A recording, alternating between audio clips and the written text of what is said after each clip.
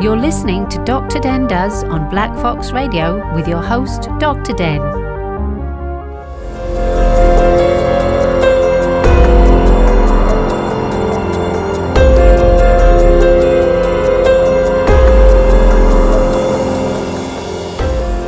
Good morning and welcome to the Dr. Den Does podcast with me, Dr. Den. It's the 12th of August 2020. It's extremely hot, humid. I'm horribly sticky and miserable and grumpy, which is perfectly normal for me, so we'll just get on with it. Normally, I would have my two co-presenters with me, Scarlett and Matt, but unfortunately, due to COVID and other things that are going on, we've not been able to hook up for a little while now, so I'm running solo. What's been happening around the world? Well, COVID-19 is the obvious one that everybody's talking about.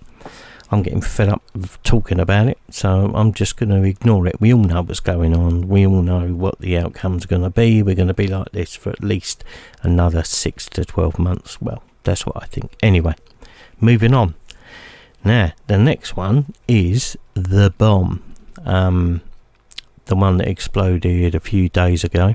And of course, I'm talking about the explosion in Beirut, which has got more than 200 victims at the last count, I believe, caused by ammonium nitrate, which was stored unsafely in a port warehouse and just exploded.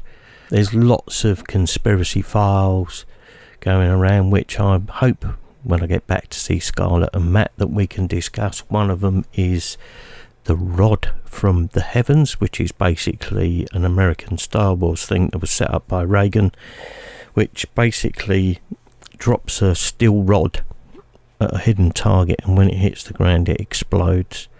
No detonation devices on the rod, it just the pure impact and where it's coming from causes it to explode. Now if it's hitting ammonium nitrate, it's going to explode and cause all sorts of issues, including a meltdown of just about everything in sight.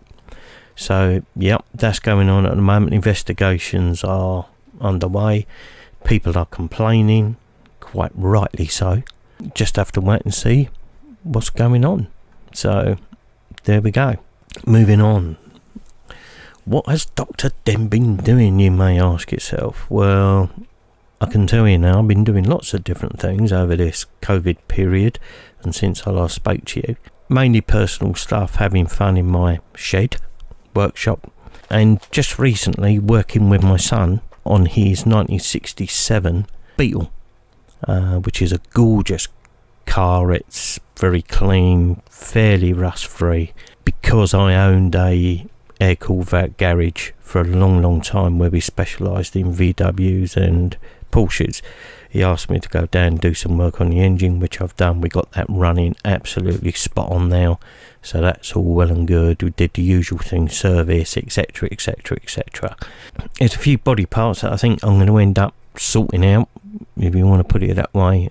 Probably end up spraying it, which is one of my great things I love to do, is spraying cars and my guitars, of course.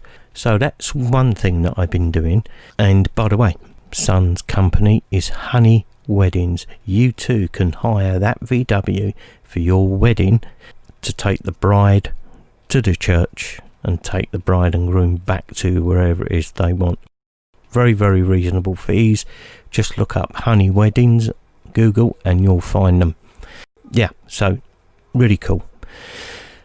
The next thing is my motorbikes. I've got two motorbikes. I've had them for quite a long time. The Virago 535, which is my favourite motorcycle, has been sitting around for 8 years in the garage, and I've decided that this winter I'm going to take it out, completely rebuild it, strip it down, sort out all the little bits and pieces. I've just bought a brand new stainless steel high gauge, high gloss exhaust for it, which cost me 5 arms and 10 legs.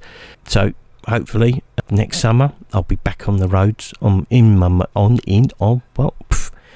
on the roads on my motorcycle, just enjoying riding around. Although the Virago's been in the garage for 8 years, I did run the Kawasaki for 5 or 6 years after that. So anyway, And I think that's it. Projects for the winter, obviously, on my bike. There's some guitars I want to get finished. Quite a few bits, really. I'm going to be experimenting with paints. Like I said before, spraying vehicles and spraying things is one of my passions. So hopefully I'll be doing something with that over the winter, just to come up with some new ideas for custom paintwork, etc, etc. Okay, so news. What news have we got? UFO news. Somebody videoing, I believe, don't quote me on this, it was either McElroy or somebody else. Anyway, doesn't matter. He was videoing them and following the ball in the air, and in the background, out of nowhere, appears a UFO in the shape of the classic UFO flying saucer thing. So he films it, doesn't realise it until he looks back at the footage, which most of us don't do. We don't see things until we look at that footage, and then he put it up on a couple of websites and it's gone crazy. So yeah, so that's the UFO on the PGA Golf Tour. Never seen a grey playing golf, but you never know. There's always a first time for everything. The next thing is UFOs over the UK. At the moment there seems to be a huge amount of them that apparently change shape and change colours all the time. So when they're flying around, they're changing colours, changing shape. I've got a sneaky feeling that they're looking at stars or planets. Difficult to prove, but the fact that there's been a huge amount of these things just recently, my guess is that everybody's seeing something, having seen one article or read somewhere about shape changing and colour changing UFOs. They're all jumping on the bandwagon saying, oh look, I've seen one, blah blah blah. Anyway, personally believe it when I see it. But the other interesting thing is a scientific report saying that there are 36 intelligent civilizations in our galaxy alone. Now, 36 civilizations in our galaxy is quite a scary thing. That means there's obviously 36 different races of aliens at least. If you believe that, are they the ones in the colour changing UFOs? Yeah, don't know. Scientific reports, chances are 36 intelligent civilizations. I believe they found planets around stars in what they call the Goldilocks zone. So if there anybody out there listening to me now from one of these planets, pop in, have a cup of tea and we'll have a chat and I'll get you on air. Anyway, the other thing I've been doing while I've been at home is trying to plough through all the DVDs I've got. I've got somewhere in excess now of nearly 4,000 DVDs. I've probably watched 2,000 of them, so I'm about 2,000 behind. But there's one that I keep going back to, and I think it's worth mentioning. And it's called The Fourth Kind. And the reason I'm mentioning this is obviously it's under UFO news. It's worth watching. It's a really, really good film. It's a docudrama. So it's a documentary based on fact. I'm not going to tell you much about it because I think you just got to watch it. It's a really good film. It's one of my favourite films of all time, but because it's in the UFO news, I thought I'd mention it, and I watched it a couple of times over the last 3 months, so it's worth looking at. Okay, moving on. Ghostly news. Not a lot's going on really. However, got a little article here you might find interesting. It says toddler claims spooky lady visits him in bed every night and makes specific requests. Okay, the child's grandmother is so concerned about the tales of the ghastly figure that she's even written to an advice column for some help on what to do next. The young boy claims he's been seeing a strange lady in his room each night and she makes a rather bizarre request, she wrote. My 2.5-year-old grandson has been having recurring nightmare for the past week and a half. He wakes up very upset saying there's a lady in his room. When asked if she talks to him and why he thinks she's there, he says that she has to get something from his room and she wants to put something on his foot. The agony aunt replies, stating that a week and a half isn't a tremendously long period of time for a recurring nightmare, so the family should see how it goes for a while. Additionally, the writer suggests trying all the common nightmare remedies, such as sleeping with a light on and using a weird lady spray that renders any weird ladies harmless. So, all I can say about that is that the kid's obviously just having a nightmare, a night terror, if you like. I know what they're like. My son suffered with them for a long time. So, yeah. Anyway, don't get a weird lady spray. It doesn't work. Tried it on wife number 2, but, didn't get rid of her. But there you go. Okay, so moving on. Ghosts definitely are real because the biggest science experiment in the world would have found him by now, according... sorry, I read that wrong. Okay, start again. Click.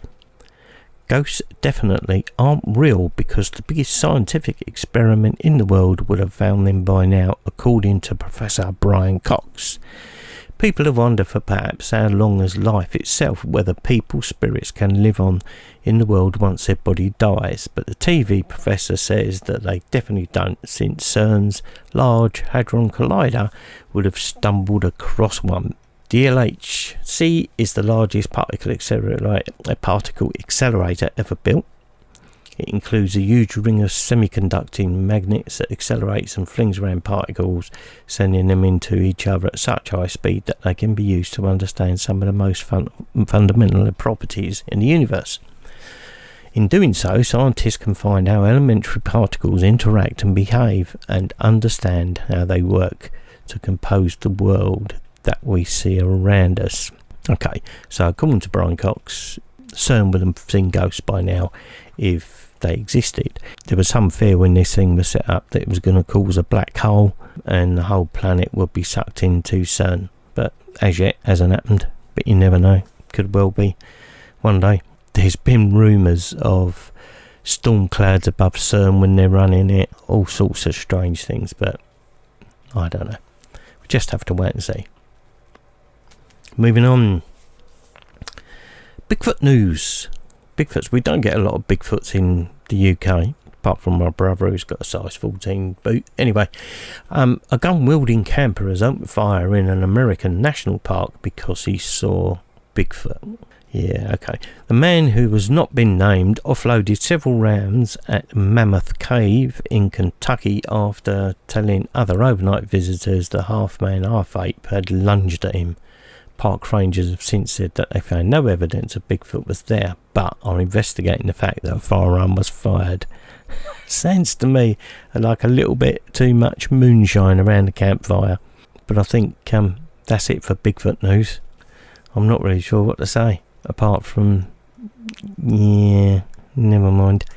Okay, so, finishing up now, and going to talk about the courses. Obviously, over the summer, I've been developing courses for myself and for my evening classes. And I'm pleased to say that Cinema Photography 101, which is quite a decent course actually, even if I say so myself, takes you from the beginning of not knowing anything, not having any equipment, all the way through to producing either a documentary or a short film.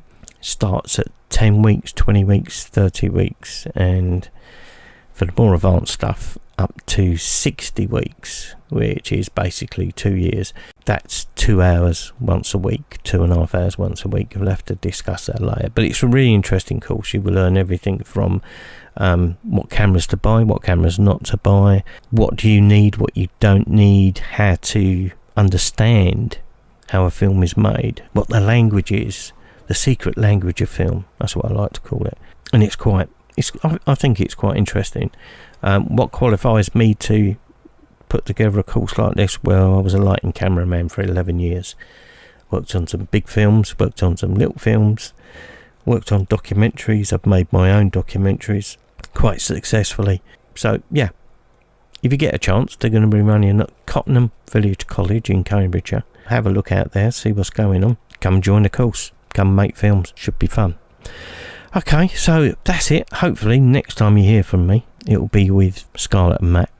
Fingers crossed. I know there's no way that we're going to get together for at least another 2 or 3 weeks, but hopefully after that we'll be able to go back into the studio and make some decent podcasts. Okay, so with that, all I can say is stay safe, look after yourselves, be kind to everybody, waffle, waffle, waffle. Please click the like button, subscribe and all that sort of stuff, which is difficult for a podcast, but there you go. Talk to you soon. So I think Dr. Den Does has done what he does and is going. Bye bye. Welcome to the Dr. Den Does YouTube channel. Like, share and subscribe. Also find us on Facebook, Twitter and Instagram and drdendoes.co.uk.